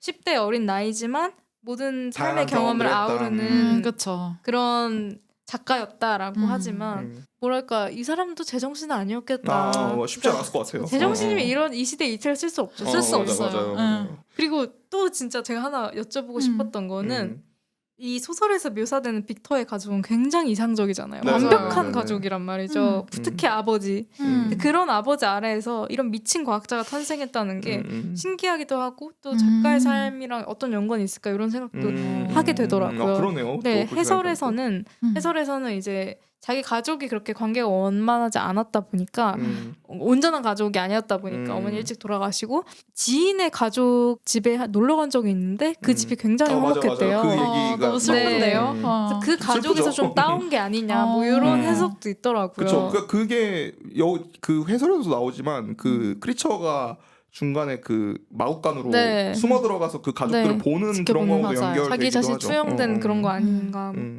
그렇게 생각하면 좀 슬프긴 한데 유독 저는 굉장히 그 감정적인 묘사가 그러니까 제가 얘기한 감정적인 묘사가 내가 어떻게 느낀다를 얘기하는 게 아니라 되게 독자가 그 인물의 어떤 상황에 이입하고 연민 같은 걸 느끼게 할 수 있는 묘사가 크리처한테 되게 많다고 생각했거든요. 네, 맞아요. 맞아요. 그래서 진짜 메리 셸리가 크리처한테 자기를 투영해서 한 걸 수도 있겠다. 근데 그걸 그냥 크리처 얘기만 너무 나오면 너무 자기 얘기가 돼버리니까 빅터를 넣고 이제 이런 월턴도 식으로 넣고 이렇게 한 거 아닌가 그런 생각이 들면 좀 약간 슬프기도 한 것 같아요. 그러네요. 약간 자기 연민처럼 느껴지기도 해요. 네. 이 책을 읽자마자 생각난 작품이 하나 있어서 꼭 네. 소개를 하고 싶어서 가져왔는데요. 네네네. 에테아 호프만의 모래사나이라는 작품이에요. 음. 이 모래사나이라는 작품은 1816년 작품이에요. 1816년. 네. 그래서 사실 프랑켄슈타인이 비슷하네요. 1818년 초판 발행임을 고려를 하면 이때 19세기 유럽의 지식인들의 어떤 관심사나 갖고 있던 불안 같은 거를 함께 엿볼 수 있는, 그러니까 사실 일맥상통하는 작품이라고 저는 생각을 했는데 어떤 연관성이 있는지는 전혀 다른 조사가 되지 않았습니다. 어쨌든 이 에테 호프만의 모래사나이도 후기 네. 낭만주의 작품이고 굉장히 초자연적 형상, 어쩌면 프랑켄슈타인보다 더 비현실적인 사건을 다루고 있는 환상 문학의 대표작인 것 같아요. 그렇군요. 네. 그래서 이게 어떤 구조를 가지고 있냐면 네. 어떻게 보면 프랑켄슈타인과 굉장히 유사를 한데 네네. 주인공이 있어요. 나타나엘이라는 주인공이 있고 주인공의 친구, 그리고 친구의 여동생이자 주인공 나타나엘의 약혼자 연인인 이 세 사람이 주인공의 친구, 주인공의 약혼자가 주고받는 세 통의 편지로 시작을 합니다. 그리고 플러스로 거기에 화자가 따로 있어요. 그러니까 월턴 같은 존재가 한번 더 있고. 화자가 있는 비슷하네요. 거죠. 그런 점에서 구조가 굉장히 비슷하고 그리고 모래사나이에서는 자동 인형 모티프를 차용을 하고 있어요. 네네. 그래서 이 올림피아라는 여성형 자동 인형이 등장을 하게 되고요. 너무 신기하다. 네, 이런 기계적인 것에 대한 의미를 확인하고 기계적인 것이 과연 무엇이고 반대급부에 있는 인간은 뭐냐. 또 뭐냐 뭐 이런 아주 비슷한 주제의식을 가지고 있고 재밌겠다. 그러면서도 주인공 나타나엘의 파멸을 다루고 있다는 점에서 프랑켄슈타인을 읽으면서 굉장히 연상이 많이 되는, 근데 참 이 시대 파멸 좋아해요. 그래서 결과적으로는 어떤 인간과 기계 기술에 대한 공포가 굉장히 많이 함의가 되어 있고 프랑켄슈타인과 자동 인형, 이 올림피아라고 하는 자동 기계가 가지고 있는 공통점이 굉장히 많고 또 그러면서도 차이점도 많아요. 그렇겠죠. 굉장히 비교하면서 읽으면 재밌을 것 같은 소설이고요. 재밌겠다.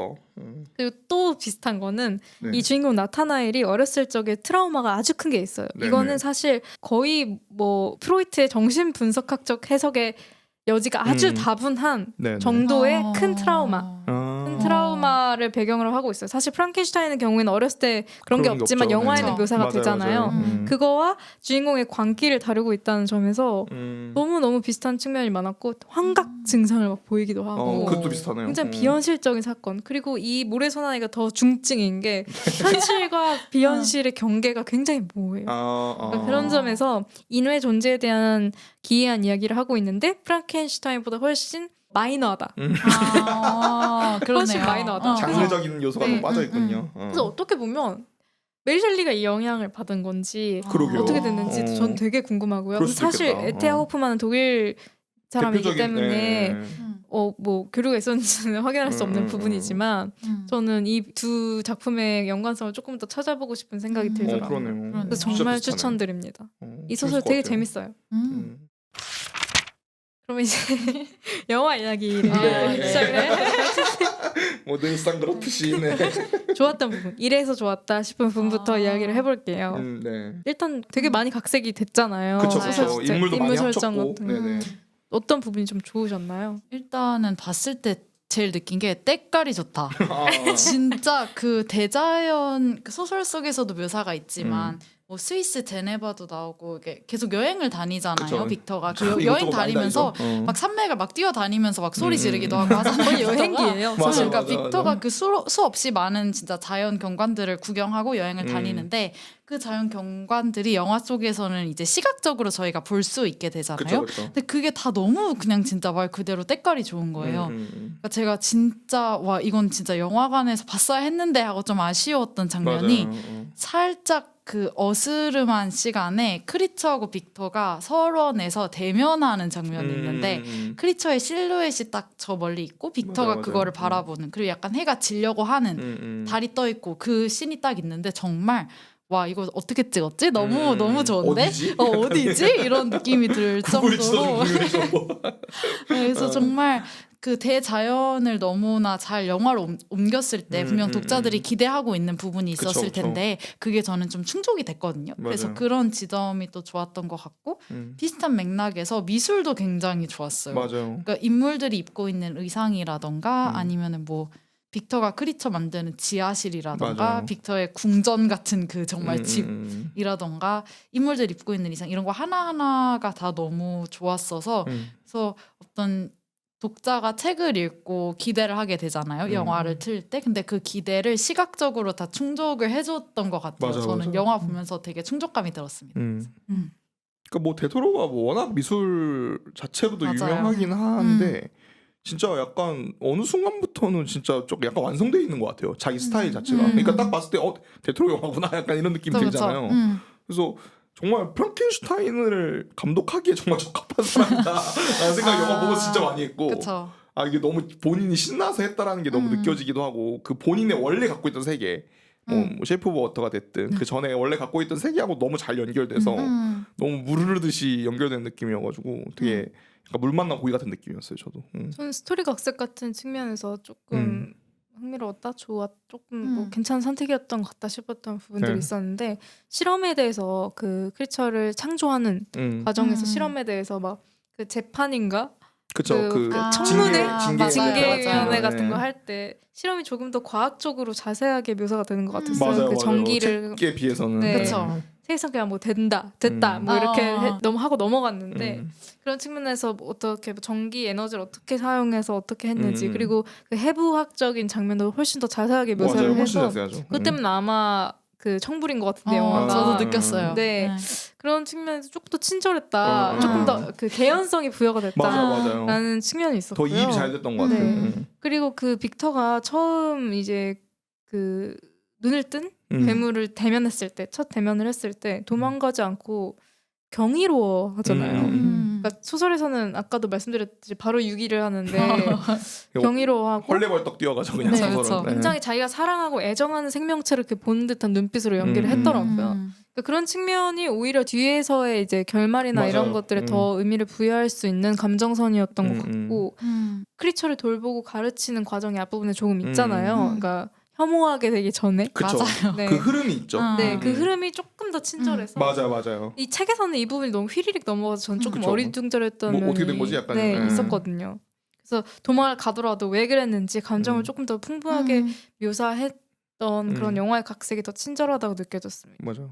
그리고 빅터가 다리를 잃는 설정 있잖아요. 이것도 조금 노골적이긴 한데 그쵸. 그래도 나쁘지 크리처와 않았어요. 서지를 동일시하게 되고 마지막에 그 추가된 대사 중에 크리처가 우리 둘 다 인간이 될 수 있는 거냐는 그 후반의 대사가 있잖아요. 네네네. 그거랑 굉장히 상통하는 아까 제가 그쵸. 말씀드렸다시피 소설보다 훨씬 더 빅터와 크리처를 동일시하게 되는 그런 괜찮은 설정이었던 것 같아요. 맞아요, 그 정도까지는 되게 적극적인 각색이긴 했는데 음. 그 정도는 추가할 수 있었겠다 이런 생각 들었습니다. 맞아요. 그 다리를 잃는 씬 자체도 저는 되게 좋았다고 맞아. 생각하고. 다시 돌아가다가 그쵸. 터지는 네. 이런 부분들도 그러니까 사람이 그냥 타락할 때 그냥 그 직선으로 타락한 게 아니잖아요. 맞아요. 그쵸. 그러니까, 오락가락하고 아닌 이거 것 아닌가? 같은데. 너무 심했나? 내가 너무 심했던 것 같아. 잘못했어. 하다가 다시 미끄러지고 뭐 이런 그 묘사도 되게 맞아요. 디테일했고. 어떻게 보면 되게 네. 둘이 협관 로맨스 같기도 맞아요, 했어요. 맞아요. 약간 브로맨스 느낌 좀 있죠. 그런 부분도 되게 좋았고, 저는 그 초반 부분 묘사도 진짜 제가 보기엔 책보다 더 짧거든요, 느끼기에. 맞아요. 근데 진짜 잘한 것 같아요. 그러니까 그런 초반에 그런 묘사 같은 것도 훨씬 더 설득력 있었던 것 같아요. 그 어떤 인간적인 감정이나 그 비루한 감정들 때문에 그 선을 넘는 행동들을 한다라는 거를 그러니까 엘리자베스에 대한 질투, 네. 그러니까 엘리자베스가 크리처를 아낀다는 그 설정 이런 것들도 그러니까 말씀하신 대로 적극적인 각색인데 뭐라고 해야 될까요? 그러니까 충분한 원작에 대한 존중과 이해가 있는 상태의 적극성이어서 그게 너무 좋았던 것 같아요. 그냥 아이씨 이건 내 마음대로 할래 내가 표현하고 싶은 거 표현할 거야로 직진하는 게 아니라 그 작품이 원래 갖고 있는 굉장히 많은 그 저희 아까 얘기한 컨텍스트들 중에 이건 사람들을 설득할 수 있겠다라는 컨텍스트를 딱 집어서 그걸 되게 잘 부풀린 느낌이어가지고 전혀 보면서 책보다 못하다는 느낌이 안 들었던 것 같고 그런 게 제일 잘 느껴졌던 게 그 가족 설정이었던 것 같아요. 그 어머니 죽는 부분 같은 경우도 원작에 없었던 그 아버지가 죽였을지도 모른다라는 그 의심, 그 되게 치기 어린 의심이죠. 네. 그쵸. 그런 것들의 설정도 그렇고 뭐 아버지가 굉장히 과학적으로 그 기술을 가르쳤다라는 거. 그러니까 그거에 대한 반발심으로 이제 더 그런 기존의 광기로 갔다. 그리고 기존의 의료인들에 대한 반발심이 생겼다라는 것도 우리가 자연스럽게 그냥 느낄 수 있잖아요. 이런 부분도 너무 좋았고. 저는 엘리자베스를 사촌이자 약혼자가 아니라 음. 동생 윌리엄의 약혼자로 둔 거에 좀 아. 신기하긴 했어요. 네. 아무래도 그 근친 때문에 그쵸 그런 것 시대에 같아요. 맞게 각색을 한 것 같고 그런 측면에서 미아고스가 이제 1인 2역을 하게 되는데 어머니의 죽음과 네. 그럼으로써 생겨난 죽음과 생명에 대한 집착 음. 이게 엘리자베스를 자기 손으로 죽이는 그 파국이랑 그냥 쭉 연결이 되면서 맞아요, 되게 맞아요. 오이디푸스 컴플렉스 같기도 맞아 맞아. 하고 진짜 박살나는. 네 그런 흐름을 만들려고 했구나 이런 생각했던 것 같습니다. 좀 색달랐어요. 이 부분을 만들 줄 몰랐거든요. 저도 딱 처음 봤을 때 엘리자베스가 나왔는데 쟤 왜 약혼자가 저래 이런 깜짝 놀랐던 기억이 있고 제가 좀 색달랐다고 느꼈던 부분은 아까 네. 앞에서 제가 소설 읽으면서 가장 크게 받았던 감상은 굉장히 인간 존재에 대한 어떤 철학적 질문을 던지고 있다는 점에서 또 뭐 금기 모티프가 나온다는 점에서 신화 같다 이렇게 느꼈다고 말씀을 드렸었는데 네.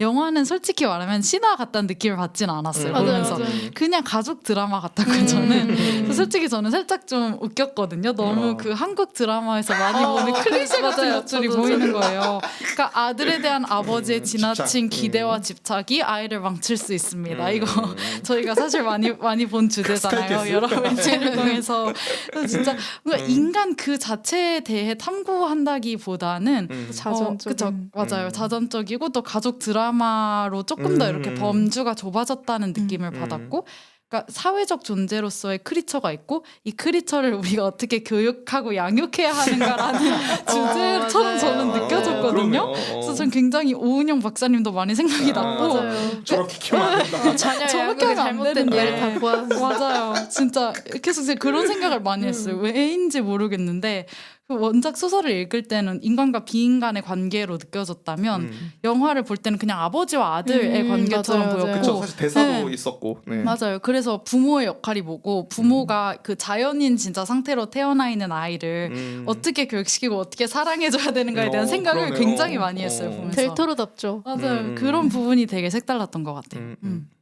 그래서 뭔가 크리처에 되게 이끌리는 엘리자베스의 모습과 그쵸. 그러면서 동시에 점점 크리처를 짐승 다루듯 대하는 빅터 이 어디서 많이 본 듯한 이 대비가 뭐 익숙하면서도 엘리자베스 캐릭터를 조금 더 입체적으로 원작에 비해서는. 활용하려고 맞아요. 네. 노력한 것 같다 그런 생각 들었고 확실히 달랐다고 느끼는 부분은 조금 더 인간 존재에 대한 고민보다는 말씀해 주셨다시피 고독이나 사랑이나 용서나 관계성에 개인적인 감정. 네.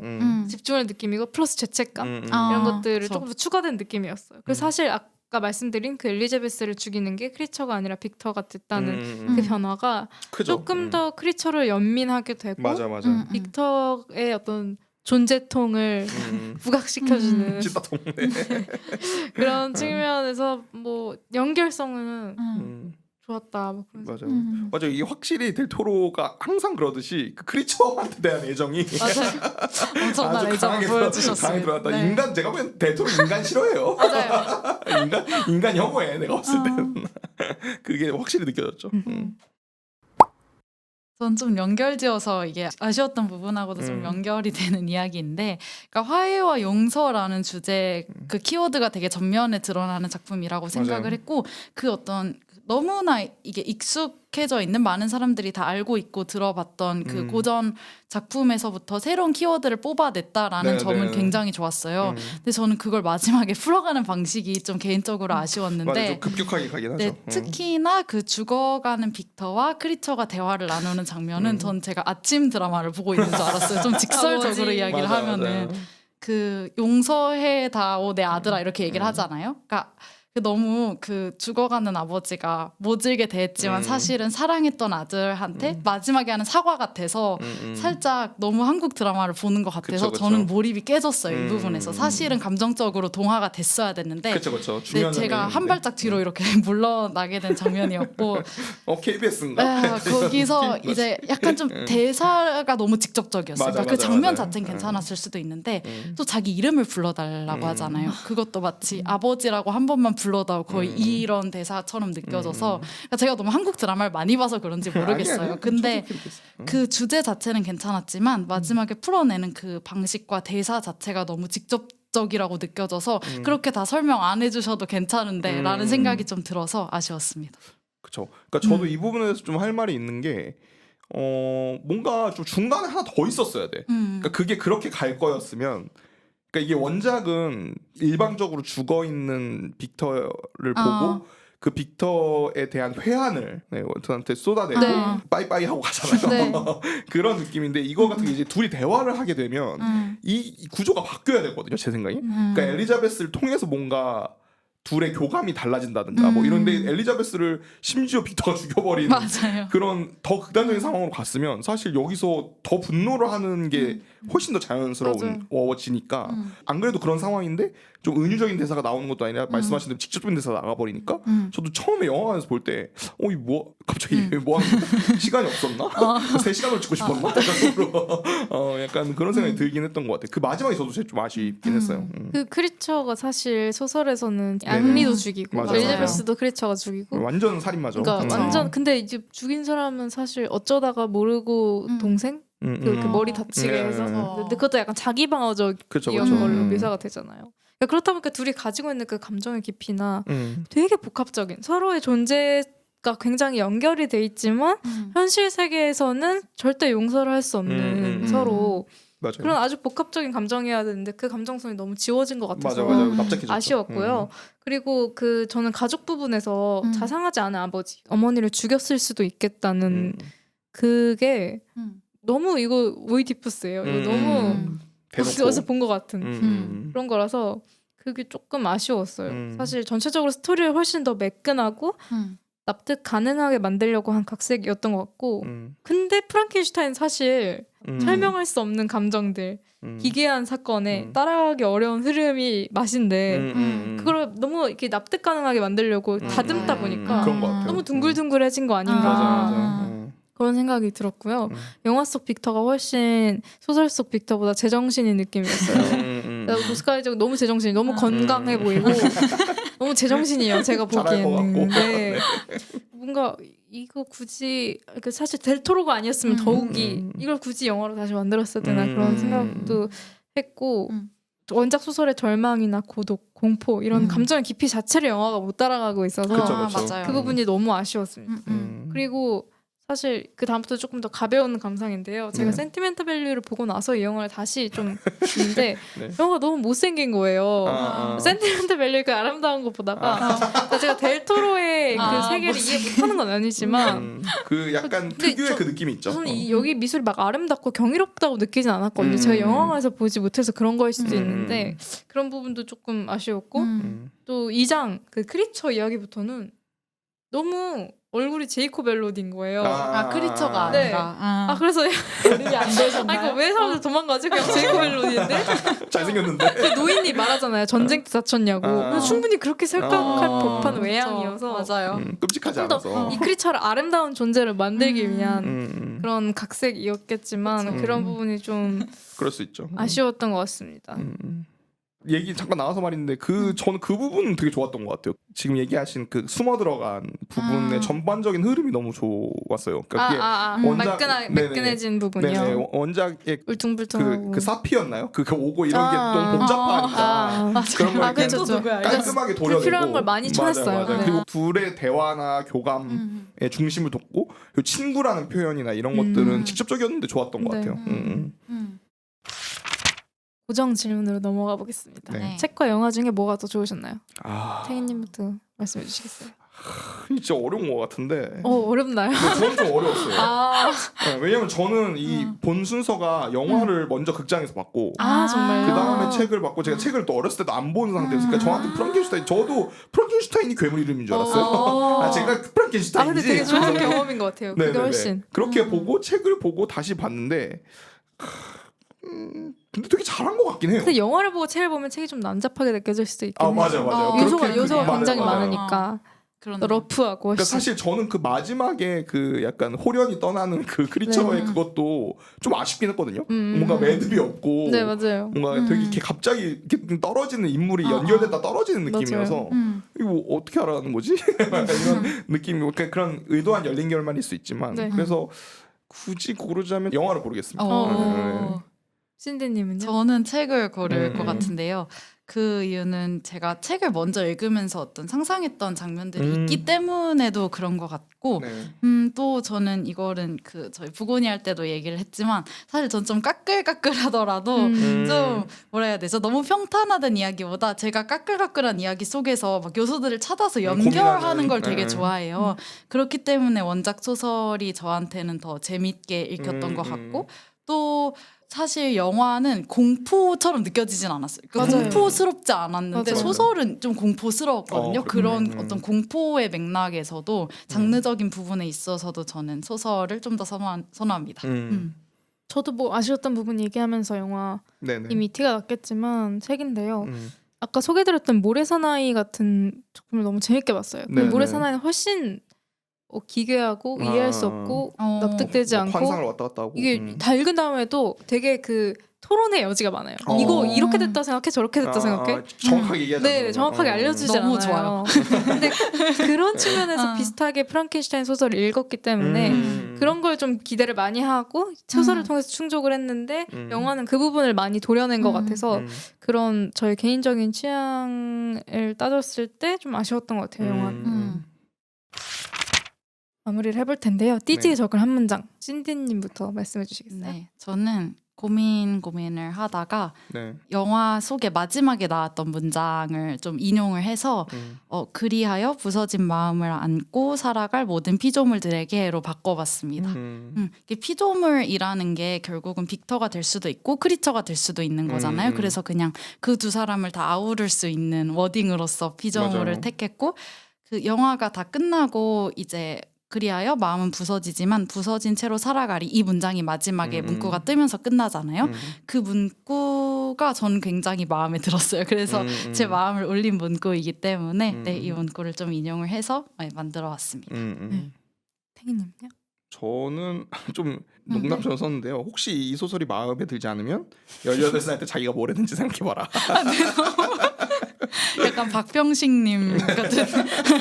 네, 이거는 뭐 그런 여러 가지 의미가 있는데 진짜 대단한 소설이라고 생각해요. 아무리 생각해도 진짜 엄청난 것 같아요. 이 크기가 소설이 갖고 있는 크기가. 그래서 아까 말씀하신 거 생각해 보면 피조물이라는 것 때문에 약간 종교적으로 읽히기도 하고 책 자체가.